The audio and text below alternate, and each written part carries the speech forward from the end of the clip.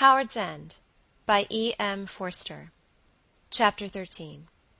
Over 2 years passed, and the Schlegel household continued to lead its life of cultured but not ignoble ease, still swimming gracefully on the grey tides of London. Concerts and plays swept past them, money had been spent and renewed, reputations won and lost, and the city herself, emblematic of their lives, rose and fell in a continual flux, while her shallows washed more widely against the hills of Surrey and over the fields of Hertfordshire. This famous building had arisen. That was doomed. Today Whitehall had been transformed. It would be the turn of Regent Street tomorrow.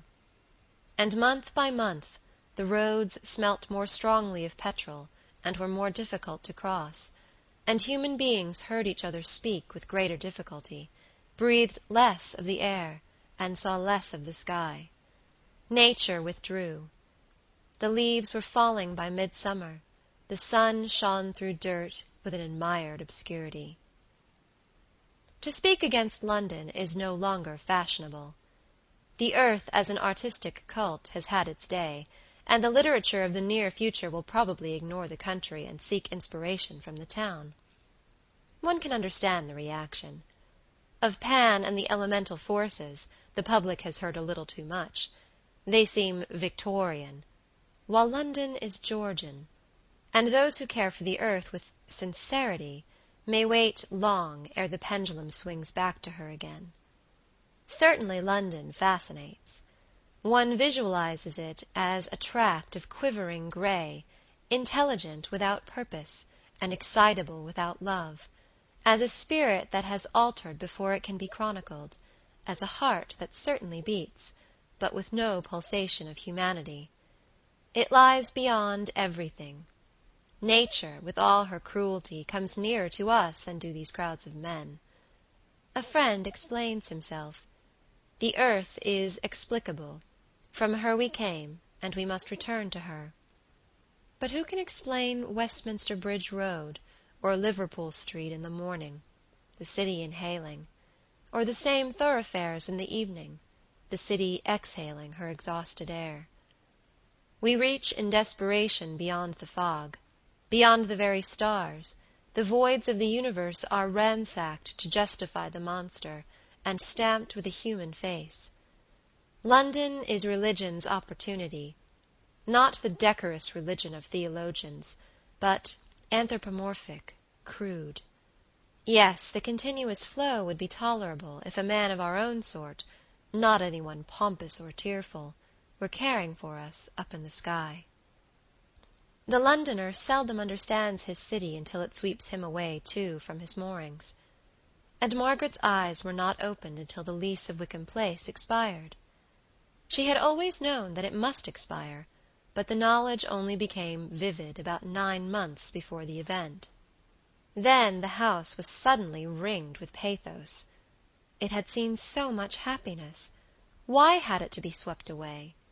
In the streets of the city she noted for the first time the architecture of hurry, and heard the language of hurry on the mouths of its inhabitants, clipped words, formless sentences, potted expressions of approval or disgust.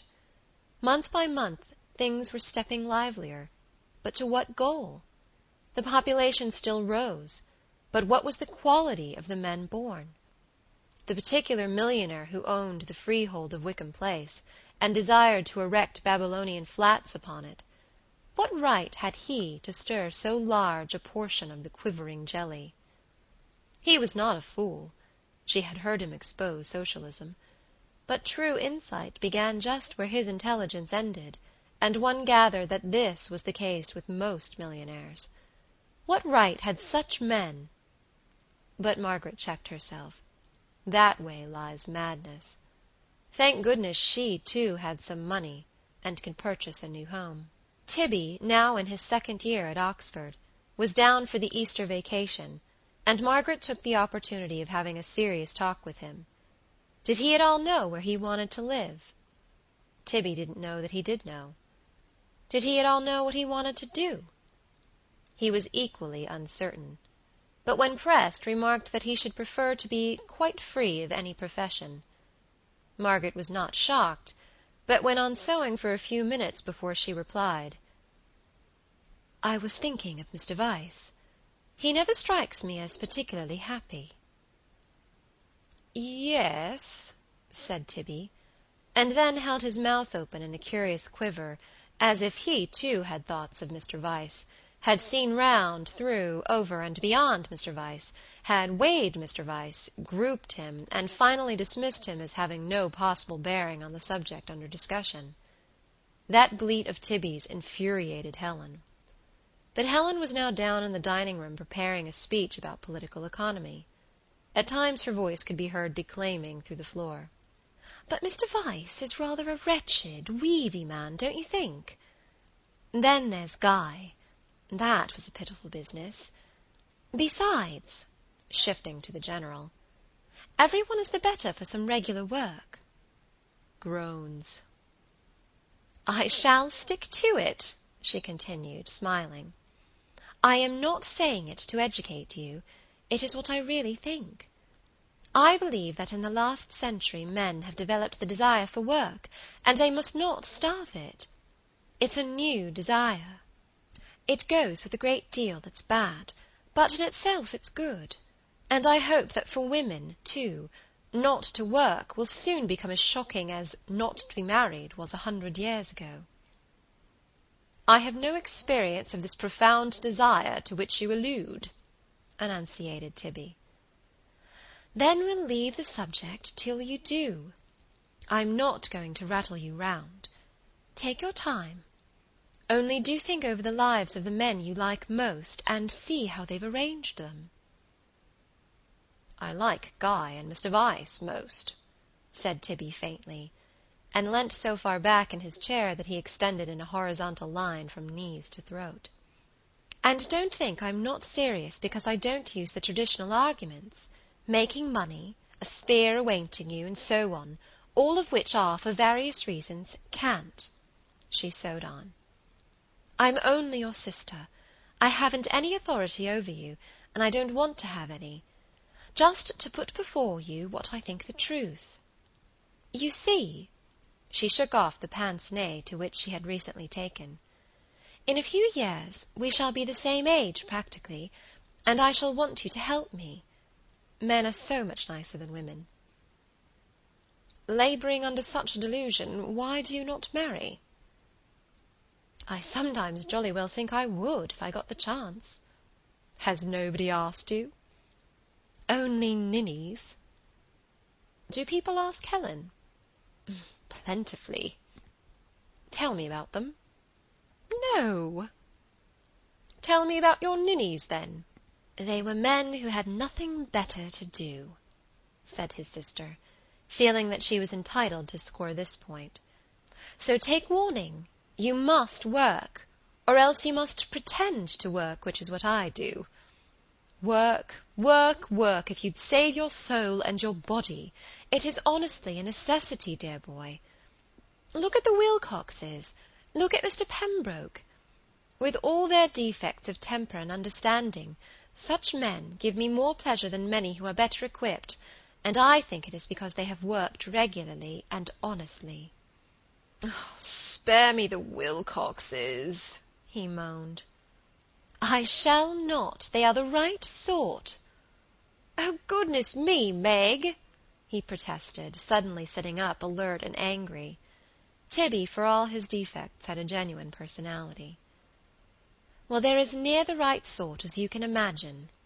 "No, no, oh no!"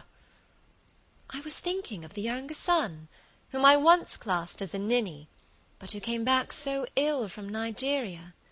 He's gone out there again, Evie Wilcox tells me, out to his duty." Duty always elicited a groan. "He doesn't want the money, it is work he wants, though it is beastly work. Dull country, dishonest natives, an eternal fidget over fresh water and food. A nation who can produce men of that sort may well be proud. No wonder England has become an empire." "Empire?" "I can't bother over results," said Margaret, a little sadly. "They are too difficult for me.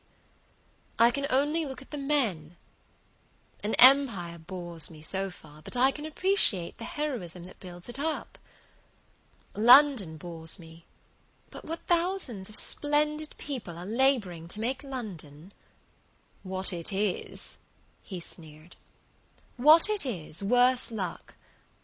I want activity without civilization. How paradoxical! Yet I expect that is what we shall find in heaven."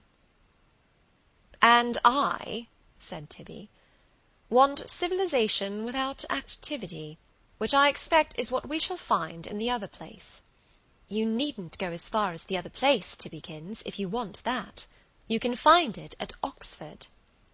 "Stupid." "If I'm stupid, get me back to the house hunting. I'll even live in Oxford if you like. North Oxford.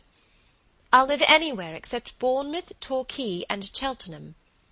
Oh, yes, or Ilfracombe, or Swanage, and Tunbridge Wells, and Surbiton, and Bedford.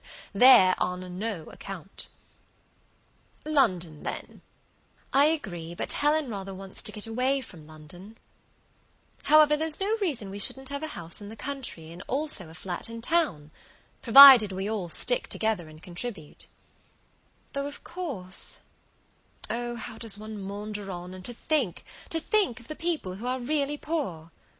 How do they live? Not to move about the world would kill me."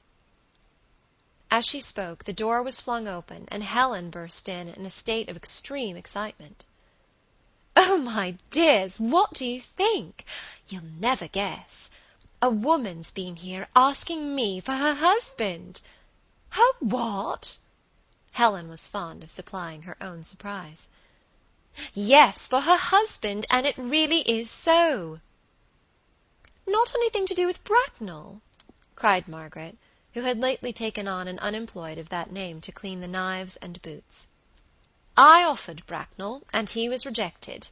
So was Tibby." "Oh, cheer up, Tibby." "It's no one we know. I said, 'Hunt, my good woman, have a good look round. Hunt under the tables, poke up the chimney, shake out the antimacassars. Husband? Husband?' Oh, and she's so magnificently dressed and tinkling like a chandelier." "Now, Helen, what did happen, really?" "What I say.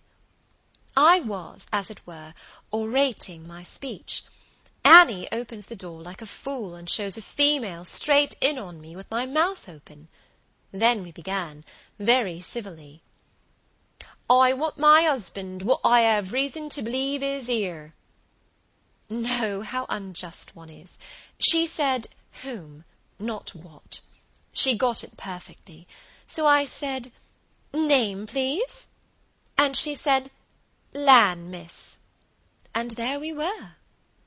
"Lan?" "Lan or Len. We were not nice about our vowels. Lanolin." "But what an extraordinary—" "I said, 'My good Mrs. Lanolin, we have some grave misunderstanding here. Beautiful as I am, my modesty is even more remarkable than my beauty, and never, never has Mr. Lanolin rested his eyes on mine.'" "I hope you were pleased," said Tibby. "Of course," Helen squeaked. "A perfectly delightful experience. Oh, Mrs. Lanolin's a dear. She asked for a husband as if he was an umbrella. She mislaid him Saturday afternoon, and for a long time suffered no inconvenience. But all night and all this morning her apprehensions grew. Breakfast didn't seem the same. No more did lunch, and so she strolled up to 2 Wickham Place as being the most likely place for the missing article." "But how on earth—" "Don't begin how on earthing. 'I know what I know,'" she kept repeating, not uncivilly, but with extreme gloom. In vain I asked her what did she know. Some knew what others knew, and others didn't, and if they didn't, then others again had better be careful. Oh dear, she was incompetent. She had a face like a silkworm, and the dining-room reeks of orris root. We chatted pleasantly a little about husbands, and I wondered where hers was, too, and advised her to go to the police. She thanked me. We agreed that Mr. Lanolin's a naughty, naughty man, and hasn't no business to go on the la-di-da. But I think she suspected me up to the last. Bags I writing to Aunt Julie about this. Now, Meg, remember, bags I. Bag it by all means, murmured Margaret, putting down her work. I'm not sure that this is so funny, Helen. It means some horrible volcano smoking somewhere, doesn't it? I don't think so. She doesn't really mind. The admirable creature isn't capable of tragedy. Her husband may be, though, said Margaret, moving to the window. Oh, no, not likely. No one capable of tragedy could have married Mrs. Lanolin. Was she pretty? Her figure may have been good once. The flats, their only outlook, hung like an ornate curtain between Margaret and the welter of London. Her thoughts turned sadly to house-hunting. Wickham Place had been so safe. She feared fantastically that her own little flock might be moving into turmoil and squalor, into nearer contact with such episodes as these. Tibby and I have again been wondering where we'll live next September, she said at last. Tibby had better first wonder what he'll do, retorted Helen. And that topic was resumed, but with acrimony. Then tea came, and after tea Helen went on preparing her speech, and Margaret prepared one too, for they were going out to a discussion society on the morrow. But her thoughts were poisoned. Mrs. Lanolin had risen out of the abyss, like a faint smell, a goblin football, telling of a life where love and hatred had both decayed. End of chapter 13.